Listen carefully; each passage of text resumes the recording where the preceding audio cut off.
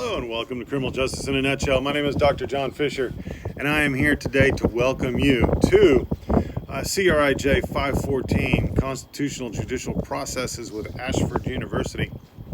This is the introductory video that I'm making. Excuse me. It's the introductory video that I'm making to introduce you to me and to the course. Behind me, you see my RV. Technically, in accordance to a lot of people, I'm homeless. But I'm homeless because I choose to be. I live in the SRV full-time, and during the summer, I travel around and visit different state and national parks. I go hiking and fishing and do lots of fun stuff like that with my 10-year-old son, who we road school. During the school year, from August to May, I stay in an RV park for the entire time in the Odessa, Texas area. I am an assistant professor of criminal justice at the University of Texas Permian Basin, in addition to the work I do here for Ashford University. Also this summer I'm teaching adjunct with Western New Mexico University, and just traveling around and exploring the beauty of this country, specifically this year, Texas. Today I am filming from San Angelo State Park in San Angelo, Texas, and I will try to produce a video for you every week. Because of the way that the YouTube works, I have to try to keep all of these videos under 15 minutes long, or else it won't upload right. So you might think that I just need a whole lot more time and a whole lot more video. You're not going to get it. What you're going to get is 15 minutes. So let me tell you a little bit more about this class. It is the constitutional judicial. We're going to study the structure, the function, and the operation of the Constitution and judicial processes as it affects today. Primarily, we're going to be looking at due process amendments and the due process amendments, which include the Fourth Amendment, Fifth Amendment, Sixth Amendment, Eighth Amendment, and 14th Amendment. Sometimes people put the 7th Amendment in there, and I like to put the 7th Amendment in there as well. So that is one of the due process amendments. And we're going to look at how the Supreme Court has adjusted and changed their way of viewing things up through to today, and how it applies. We just had recent appointments within the last 3 years of Gorsuch and Kavanaugh.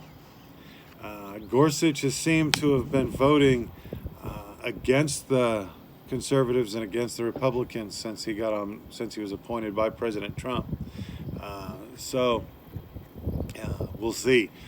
We have some more people who, we might have 2 more, 3 more Supreme Court justices placed in the next 6 years. So the 2020 election is going to become really important. And we're going to investigate, we're going to study the impact of the historical and contemporary constitutional issues on the criminal justice process and how it affects and how it changes our lives. The outcomes for this course include examining the criminal justice issues as set in the United States Constitution, again, focusing on the due process clauses. We're going to evaluate contemporary constitutional issues and their impact on the criminal justice system, such as search and seizure, cruel and unusual punishment, the right to an attorney, the right to a jury trial, and all of the things that come along with it. You're going to be able to explain, by the end of the course, you're going to be able to explain contemporary interpretation of the constitutional rights of the accused within the criminal justice process. We're going to analyze the view of the United States Supreme Court, a SCOTUS, and the majority regarding police behavior in the present.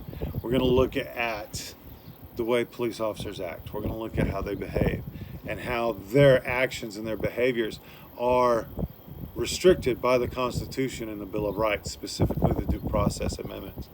You're going to be able to analyze the view of, I did that one all right, and you're going to be able to evaluate the pretrial and appellate processes within the criminal justice system. Each week you're going to have 2 discussions, and one paper. These discussions are going to be, you're going to be given issues to address, and you need to address them.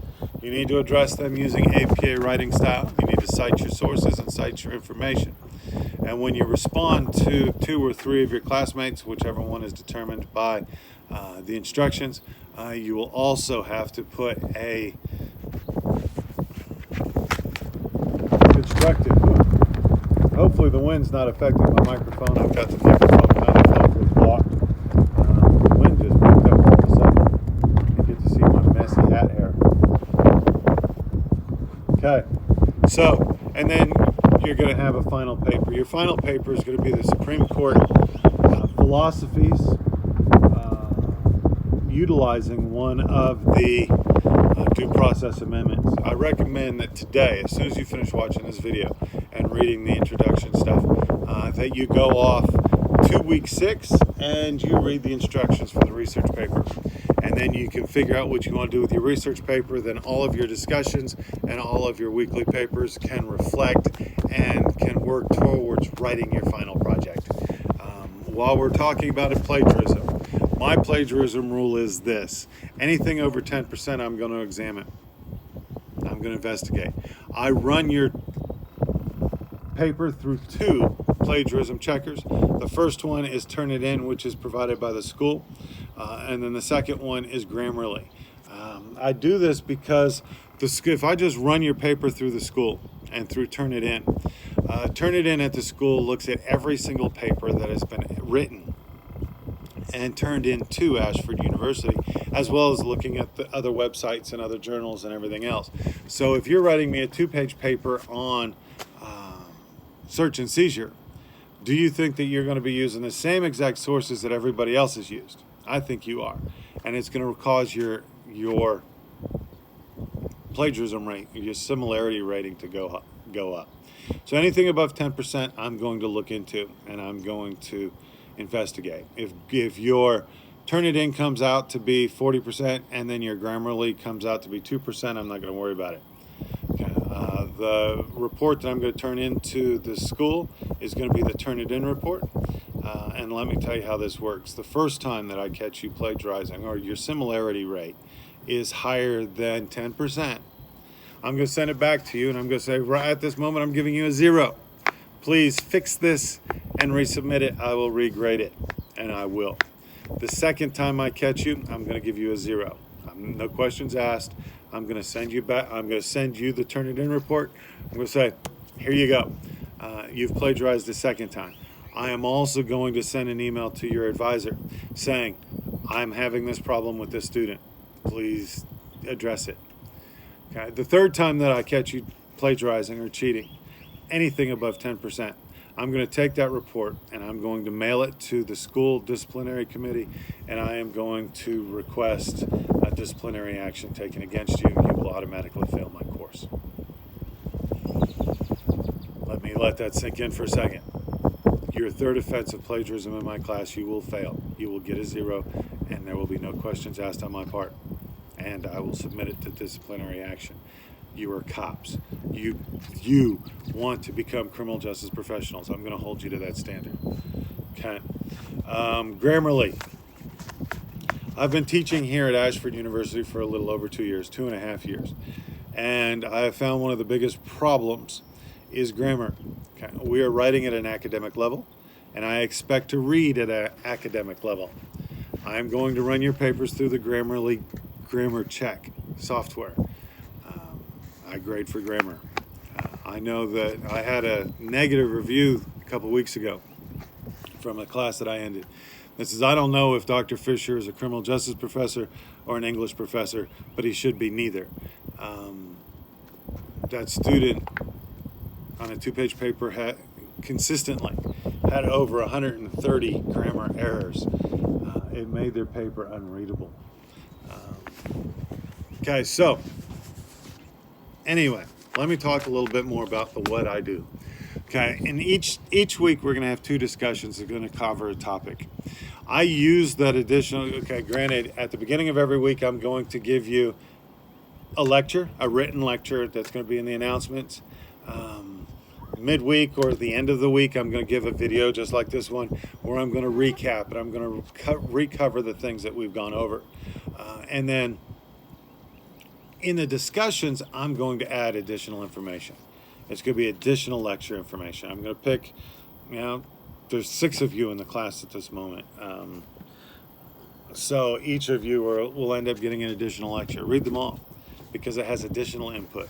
Yes, I may address your posts or I may not. Just because I don't address anything and I put in this long lecture or this paper that I've written or this information that I'm sharing doesn't mean that I disagree with your post. It's just that I am adding more information for your edification and for your knowledge so that you leave this class with a whole lot more understanding and knowledge. I started doing this after my first or second class because one of the students said, Dr. Fisher would really like to see what you're doing and how to do it. You're not giving us enough examples. You're telling us your thoughts and you're telling us what you think about our discussions, but you're not really giving us any meat or substance beyond what's in the lecture. And I don't want to make that lecture so long that you guys can't get through it. So I break it up. I do the lecture, and then I break it up throughout the different discussion posts so that you can read at your leisure and you can learn as you go. Okay, so this has been my introduction. If you have any questions, feel free to ask them, and we'll go from there. Thanks. Have a good day.